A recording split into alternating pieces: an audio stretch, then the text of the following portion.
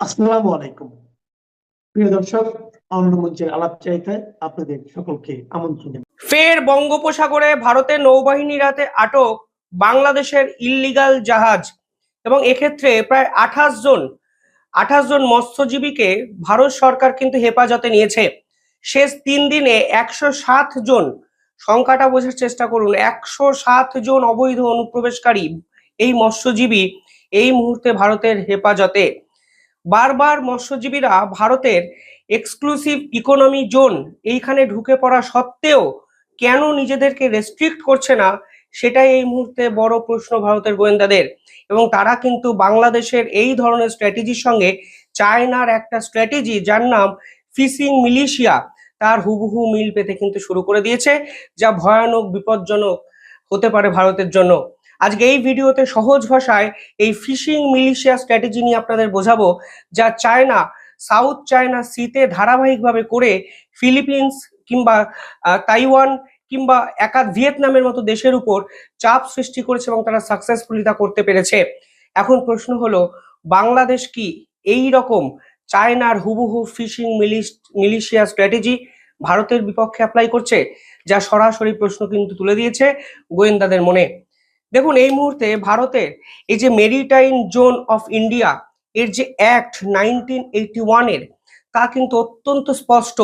যদি আপনি exclusive economic zone অর্থাৎ ভারতের মেরিডিয়ান বাউন্ডারি ক্রস করেন, তাহলে ভারত সরকার আপনাকে হেফাজতে নিতে পারে।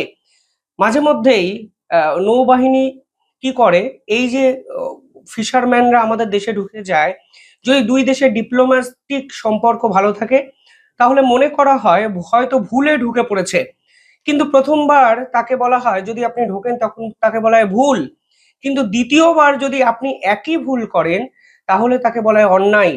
কিন্তু আপনি এক্ষেত্রে তৃতীয়বার একই ভুল করলেন কালকে, ফলে ভুলও নয় অন্যায় নয়, এটা কিন্তু অনেক বড় ষড়যন্ত্র। তা গোয়েন্দারা কিন্তু কালকে অনুধাবন করেছেন, যখন তারা 28 জন বাংলাদেশিকে বঙ্গোপসাগরের এই মেরিডিয়ান জোনে অ্যারেস্ট করলেন এবং শেষ 3 দিনে 107 জন সংখ্যাটা, 3 দিন আগে ছিল 79, কালকে যদি 28 জন টোটাল করেন 107 জনের বেশি বাংলাদেশের অনুপ্রবেশকারী এই মুহূর্তে ভারতের হেফাজতে। এই যে international maritime boundary line IMBL, তার কিন্তু রুল খুব স্পষ্ট। আপনি ভুল করে ঢুকে যেতে পারেন, তখন ডিপ্লোম্যাটিক রিলেশন ভালো হলে আপনাকে ফিরিয়ে দেওয়া হতে পারে। কিন্তু এক্ষেত্রে ভারত সরকার সরাসরি প্রশ্ন করছে যে আপনি বারবার একই জিনিস করছেন এবং আপনি 1 মাস অন্তর অন্তর করছেন তা নয়, আপনি শেষ 3 দিনে একই জিনিস করলেন ধারাবাহিকভাবে। ফলে আপনি ভারতের নেভিকে এঙ্গেজ করতে চাইছেন, নয় আপনার কোনো বড় ষড়যন্ত্র আছে। কারণ একই জিনিস বারবার রোজ আপনি করছেন এবং আপনি এক্সপেক্ট করছেন আপনাদের মৎস্যজীবীদের ফিরিয়ে দেওয়া হবে, তা কিন্তু আপনি এক্সপেক্টও করতে পারেন না, কারণ এটি আন্তর্জাতিক আইনের আওতায় পড়ে না। যে তথ্য সামনে আসছে সেখানে দেখা যাচ্ছে নভেম্বরের 18 তারিখ প্রথমে 55 জনকে অ্যারেস্ট করা হয় এবং নভেম্বরের 20 তারিখ মানে কালকে অষ্ট মানে প্রায় 28 জনকে অ্যারেস্ট করা হয়। ফলে এই যে টোটাল যদি সংখ্যাটা দেখেন তাহলে 107 হয়ে যাচ্ছে। 55-র আগে আরো 24 জনকে অ্যারেস্ট করা হয়েছিল একদিন আগে। এইবার ফিশিং মিলিশিয়া স্ট্র্যাটেজিটা কি, কেন হঠাৎ করে গোয়েন্দারা এই ধরনের তৎপরতা দেখাতে শুরু করেছেন? প্রথমত, যে জায়গাটায় এই ঘটনাটি হচ্ছে সেটা অত্যন্ত সেন্সিটিভ একটি জায়গা। যখন বাংলাদেশের এই মানে এবিটি মানে আনসারুল্লাহ বাংলা টিম বুঝতে পারছে যে তাদের সীমান্ত থেকে ভারতকে নাশকতায় মুড়িয়ে ফেলার ছকটা আলটিমেটলি বাস্তবে পরিণত হবে না, তখন তারা জলপথটাকে ব্যবহার করতে পারে। এবং এই ফ্রেজারগঞ্জ, সুন্দরবন, এখানে এত বদ্বীপ আছে, এই বদ্বীপ কিন্তু সব সময় সিকিউরিটি দেওয়া সম্ভব হয় না, কিছুটা সীমান্তের মতোই সেন্সিবল প্লেস। এবং এই পার্টিকুলার জায়গাগুলোতেই এই বাংলাদেশের ট্রলারগুলো কিন্তু ঢুকে যাচ্ছে বারবার। এবং যেখানে তিন তিন মানে 3 দিনে 3টে যে জাহাজকে অ্যারেস্ট করা হয়েছে, তার মধ্যে একটি জাহাজকে এমন একটি জায়গায় পাওয়া গেছে যা আনএক্সপেক্টেড, ওখানে মাছ ধরতে কেউ যায় না। ওটা ভারতের এক্সক্লুসিভ ইকোনমি জোন, মানে ওই জায়গাটা অত্যন্ত সেন্সিটিভ বলে নৌবাহিনী আরো তৎপরতা দেখায়। সেখান থেকে একটি ট্রলারকে হঠাৎ করে যখন গোয়েন্দারা ধরেন, নেভি ধরে এবং গোয়েন্দারা যখন জানেন, তখন নিঃসন্দেহে চায়নার এই ফিশিং মিলিশিয়া স্ট্র্যাটেজির কথা তারা ভেবেছেন, যা চায়না ফিলিপিন্স, ভিয়েতনাম, ইন্দোনেশিয়ার বিপক্ষে বারবার ব্যবহার করেছে। এই ফিশিং মিলিশিয়া স্ট্র্যাটেজিতে কি হয় দেখুন, এটি অত্যন্ত পুরনো একটি স্ট্র্যাটেজি গোয়েন্দাদের, যা চায়না এতদিন বাদে ফিরিয়ে এনেছে। এই যে মৎস্যজীবীদের গ্রুপটা দেখছেন, এই স্ট্র্যাটেজিতে এর ভিতরে গোয়েন্দা দপ্তরের কিছু লোক ঢুকে থাকে, সকলে মৎস্যজীবী থাকে না। 2-3 জন মৎস্যজীবীর আড়ালে বাকি 10-12 জন ফেক মৎস্যজীবী সাজে। চায়না এই স্ট্র্যাটেজিটাকে অ্যাপ্লাই করেছে এবং এর ভিতরে ভারত যাদেরকে অ্যারেস্ট করেছে তাদের মধ্যে আইএসআই এর লোক থাকতে পারে, বাংলাদেশের সেনাবাহিনীর কর্মরত কোনো লোক থাকতে পারে, এবং এই পুরো বিষয়টার মধ্যে প্যারামিলিটারি ফোর্সেরও 1-2 জন ব্যক্তি থাকতে পারে ফর সিকিউরিটি রিজন। মনে রাখবেন, এই যে 107 জনকে অ্যারেস্ট করা হয়েছে, এরপর বাংলাদেশ সরকার চুপ। যারা সীমান্তে পিঠ দেখানোর দিন শেষ বলে হুমকি হুঁশিয়ারি দেয়, যারা কথায় কথায় অনুপ্রবেশকারী ইস্যু সম্পূর্ণ ডিনাই করে, যাদের স্বরাষ্ট্র উপদেষ্টা এতটা অ্যাক্টিভলি ভারতের বিপক্ষে লাগাতার স্টেটমেন্ট দেয়, তারা হঠাৎ করে 107 জন মৎস্যজীবীকে আটক করার পরও কেন কোনো কথা বলছে না, সেটাই এই মুহূর্তে সব থেকে বড় প্রশ্ন, এবং যারা বুদ্ধিমান খুব সহজেই বুঝতে পারবেন। পরবর্তীকালে এই গ্রুপের মধ্যে আইএসআই এর লোক, গোয়েন্দা দপ্তরের লোক, প্যারামিলিটারি ফোর্স, সেনাবাহিনীর সদস্যরা মিশে থাকেন।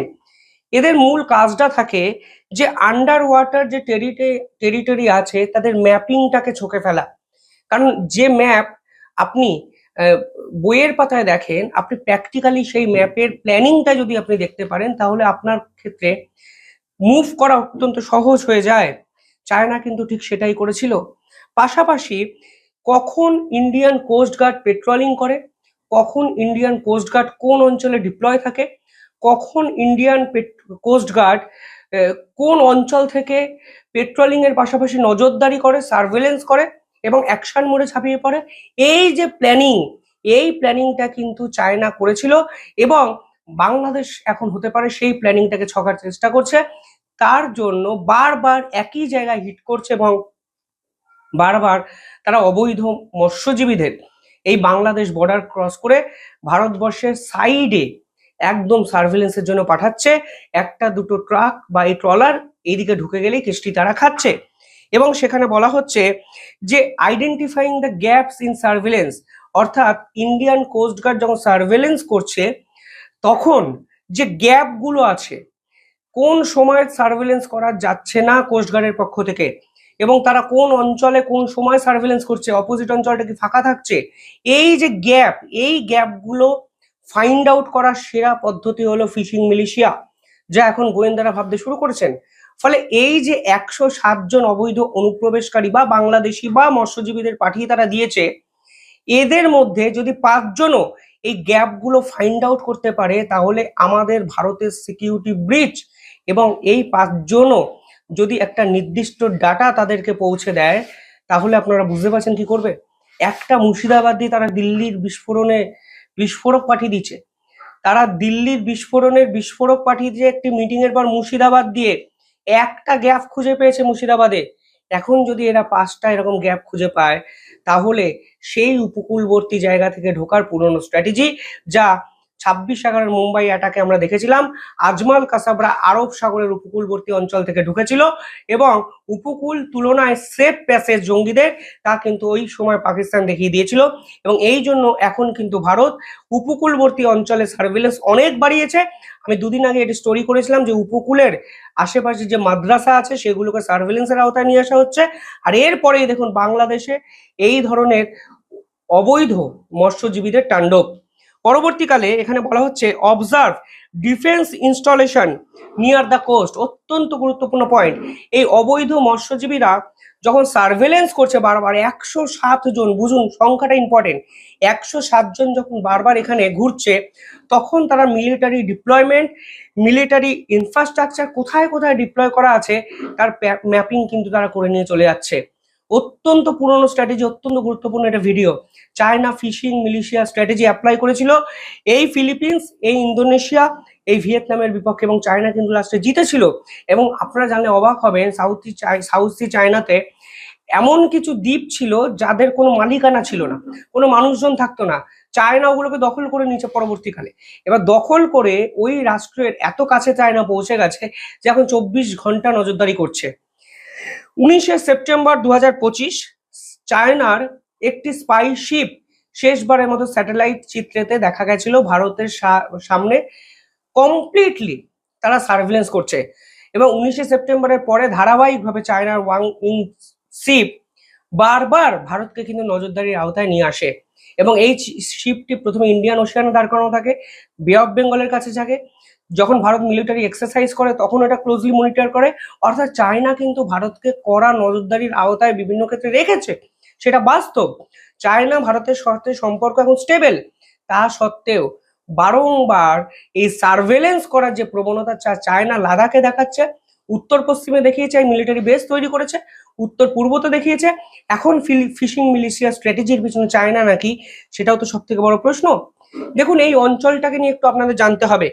এই অঞ্চলে একাধিক ক্ষেত্রে ফেক কারেন্সি মুভমেন্ট হয়, অর্থাৎ ফেক টাকা, এখানে টাকা ছাপানো হয়, টাকা ছাপিয়ে এই দেশ থেকে ওই দেশে পাঠানো হয়। গোল্ড স্মাগলিং এর একটা রাস্তা এই পার্টিকুলার জোনটা, ড্রাগ ট্রাফিকিং এখানে হয়। এমনকি এখানে এক্সট্রিমিস্ট নেটওয়ার্ক কিন্তু বর্তমানে এতটাই বেড়েছে যে ভারত কিন্তু কড়া নজরদারি এই অঞ্চলে রেখেছে। পাশাপাশি এই অঞ্চলে ভারত কিন্তু মানে নিজেদের যে সিকিউরিটি মেজারমেন্ট তা কিন্তু আগের থেকে কয়েক গুণ বাড়িয়েছে। দীঘা থেকে পারাদ্বীপ ভারত কিন্তু এই রোডটা কড়া সিকিউরিটিতে মোড়া ফেলার কথা ভেবেছে এবং করছে। পাশাপাশি এখানে কোস্ট গার্ডকে ডিপ্লয়মেন্ট বাড়ানো হয়েছে তথ্য বলছে। এমনকি ফ্রেজারগঞ্জ থেকে সাগর আইল্যান্ড এই অঞ্চলটাকে ভারত কিন্তু মুড়ে ফেলছে কোস্ট গার্ড দ্বারা। অর্থাৎ বাংলাদেশের এই অবৈধ অনুপ্রবেশকারী ভারতেরও কিন্তু একটা চোখ খুলে দিচ্ছে। তাই শেষ 3 দিনের ভারতের ডিপ্লয়মেন্টকে কিন্তু কেন্দ্র করে বোঝা যাচ্ছে। ফলে কোনো অবস্থাতেই বাংলাদেশের অবৈধ এই ফিশারম্যান কিংবা অনুপ্রবেশকারী কিংবা এক্সট্রিমিস্টরা ভারতে ঢোকার চেষ্টা করলেও তাদের জানা উচিত ভারত কিন্তু তাদের খেলাটা ধরে ফেলেছে। এ অনেক পুরনো খেলা বাংলাদেশ আবার ফিরিয়ে আনছে। হয়তো চায়না ব্যাকআপ দিচ্ছে, আইএসআই ব্যাকআপ দিচ্ছে এবং এক্সট্রিমিস্টরা তো এটা চাইছেই। ফলে আপনারা বুঝতেই পারছেন বিপদ কিন্তু উপকূলবর্তী অঞ্চলে বাড়ছে এবং ভারত কিন্তু কড়া প্রতিক্রিয়া জানানোর জন্য তৈরি, তা ভারতের পক্ষ থেকেও ঘোষণা করে দেওয়া হয়েছে। যাই হোক, কমেন্টে জানাবেন আপনারা কিভাবে দেখছেন পুরো বিষয়টি। দেখতে থাকুন দ্য ইন্ডিপেন্ডেন্ট বেঙ্গল। আমাদের ভিডিও অনেকে দেখছেন কিন্তু চ্যানেলটা হয়তো সাবস্ক্রাইব করেন না, যদি সাবস্ক্রাইব করে দেন ভালো লাগবে, পরিবার বড় হবে, আমি ইন্সপায়ার্ড হব। যাই হোক, ভালো থাকবেন। ভুটানের প্রধানমন্ত্রী কি ভারতের কোনো বার্তা নিয়ে এসেছেন? এই প্রসঙ্গটি নিয়ে এই মুহূর্তে আপনাদের সামনে কথা বলবো। কোথাও কোথাও কেউ কেউ আলোচনা করছেন হঠাৎ করে এই মুহূর্তে ভুটানের প্রধানমন্ত্রী বাংলাদেশ সফরে কেন। এটাকে যদি খুব পেঁচিয়ে দেখেন তাহলে কেন এই প্রশ্নটা আসবে, কিন্তু আসলে আমার কাছে খুব পেঁচানো দেখার মনে হচ্ছে না। কারণ ভুটানের প্রধানমন্ত্রী ভারতের বার্তা নিয়ে আসবে কেন, তার আগে ভুটান কি সেটা একটু দেখা দরকার। ভুটান বেশ খানিকটা বলা যায় ভারত নির্ভর একটা দেশ। ভুটানের অর্থনীতি ভারত নির্ভর, ভুটানের চলা ভারত নির্ভর, ভুটানের সবকিছুই বলা যায় ভারত নির্ভর। শুধু একটি উদাহরণ দেব, ভারতীয় রুপি পর্যন্ত ভুটানে চলে। এই হচ্ছে ভুটান। ভুটান বাংলাদেশের খুব কাছের একটা বন্ধু কূটনৈতিকভাবে, এবং ভুটান বাংলাদেশকে প্রথম স্বীকৃতি দেয় 4 ডিসেম্বর 1971। তবে এখানেও প্রশ্ন আছে যে ভুটান কি আসলেই স্বীকৃতি দিল নিজে থেকে নাকি দেওয়ানো হলো কূটনৈতিক কারণে? ভারত কি ভুটানকে দিয়ে আগে স্বীকৃতি দিল, দিয়ে তারপরে 6 ডিসেম্বর ভারত স্বীকৃতি দিল? এমন প্রশ্নও কিন্তু আছে। সোজা কথা যদি বলেন যে ভুটান ভারতের একটা অজ্ঞাবহ দেশ, এবং এই দেশটা ছোট্ট একটা দেশ, বাংলাদেশের 4 ভাগের 1 ভাগ হবে। কেউ কেউ বলে 38,000 বর্গ কিলোমিটার, মতান্তরে এটা 46,500 বর্গ কিলোমিটার। বাংলাদেশের 4 ভাগের 1 ভাগ আয়তন সম্পন্ন একটি দেশ, এবং এই দেশের জনসংখ্যা এটা আসলে পাহাড় পর্বত বন জঙ্গলে এই অঞ্চলের সুইজারল্যান্ড নামে পরিচিত, এবং এর 70 ভাগ দুর্গম বনভূমি, যার দারুণ এখানে লোক সংখ্যাও কম। আমাদের একটা জেলার জনসংখ্যার চেয়েও কম, কোনো কোনো ক্ষেত্রে বলা যায় অনেক বড় জেলার চেয়েও আমাদের এই ভুটানে জনসংখ্যা কম, মাত্র 8 লাখ সামথিং জনসংখ্যা। এখানে সেনাবাহিনী বলতেও তেমন কিছু নেই। এখানে সেনাবাহিনী খুব ছোট্ট একটা 8-10 হাজারের একটা বাহিনী আছে। অনেক সময় আমাদের দেখা যাচ্ছে একটা বা দুটো জেলা পুলিশে এর থেকে বেশি পুলিশ সদস্য সংখ্যা থাকে। তো কাজেই ভুটান অর্থনীতিতেও অত্যন্ত দুর্বল একটি দেশ, পৃথিবীর দারিদ্রতম একটা দেশ বলা যায়। এখানে শিল্প নাই, আছে কুটির শিল্প আছে, কুটির শিল্প এবং কৃষি। তবে এখানে জলবিদ্যুৎ আছে, যে জলবিদ্যুৎ চুক্তি কদিন আগে প্রায় 1000 মেগাওয়াটের বেশি বিদ্যুৎ আমদানির জন্য ভারত, এই যে গত 11 নভেম্বর প্রধানমন্ত্রী নরেন্দ্র মোদী ভুটান সফরে গিয়েছিলেন, ভুটানের প্রাক্তন রাজার জন্মদিন উপলক্ষে সেখানে বিদ্যুৎ আমদানির চুক্তি করেছে। এই ধরনের কিছু বিষয় আছে যেগুলো দিয়ে ভুটান বেঁচে আছে, চলে যাচ্ছে। সেই ভুটানের প্রধানমন্ত্রী 3 দিনের রাষ্ট্রীয় সফরে প্রধানমন্ত্রী শেরিং টবেগে আজকে সকালে বাংলাদেশ সফরে এসেছেন এবং বাংলাদেশের প্রধান উপদেষ্টা সরকার প্রধান ভুটানের প্রধানমন্ত্রীকে রিসিভ করেছেন। অনেকে আবার বলছেন যে ভুটানের প্রধানমন্ত্রীকে রিসিভ করা এটা আমাদের রেওয়াজ। আসলে আপনি যদি অতীত খেয়াল করেন যে আমাদের সরকার প্রধান অথবা রাষ্ট্রপ্রধান অন্য দেশের সরকার প্রধান রাষ্ট্রপ্রধানকে এয়ারপোর্টে রিসিভ করে। অন্য দেশে, অনেক দেশে আছে প্রতিমন্ত্রী পর্যায়ে রিসিভ করে। যেমন ভারতে মার্কিন প্রেসিডেন্টও যদি ভারত সফরে আসেন তাহলে প্রতিমন্ত্রী পর্যায়ে রিসিভ করেন, এটা তাদের প্রোটোকল। কিন্তু আমাদের প্রোটোকল হচ্ছে আমাদের সরকার প্রধান বা রাষ্ট্রপ্রধান সফর করতে আসলে তাকে রিসিভ করেন। ভুটানের প্রধানমন্ত্রীর সফর সূচিটাও তিনি সব জায়গায় সাক্ষাৎ করবেন, রিসিভ তো করেছেন প্রধান উপদেষ্টা, তার সঙ্গে আলাদা বৈঠক করবেন, রাষ্ট্রপতির সঙ্গে বৈঠক করবেন এবং রাষ্ট্রপতির সাথে বৈঠকটা গোপন রাখা হয়েছে। বাংলাদেশের পররাষ্ট্র মন্ত্রণালয়ের যে ব্রিফিং হয়েছে গত বৃহস্পতিবারে, সেই ব্রিফিংয়ে এটা বলা হয়নি। ভুটানের প্রেস ব্রিফিংয়ে কিন্তু বলা হয়েছে যে মহামান্য রাষ্ট্রপতির সাথেও তার সাক্ষাৎ আছে। যাই হোক, বাংলাদেশ এই মুহূর্তে বেশ একটা ক্রান্তিকাল। এই মুহূর্তে ভুটানি প্রধানমন্ত্রী বাংলাদেশ সফর করতে এসছেন। অনেকে বলা বলি করছেন যে ভারতের কোনো বার্তা নিয়ে এসছে কিনা, কারণ অনেক আগে আমরা দেখেছি যেমন 1971 সাল থেকেই যে ভুটানকে দিয়েই ভারত বাংলাদেশকে প্রথম স্বীকৃতি দেওয়া, পৃথিবীকে দেখানো যে প্রথম একটা দেশ স্বীকৃতি দিয়েছে।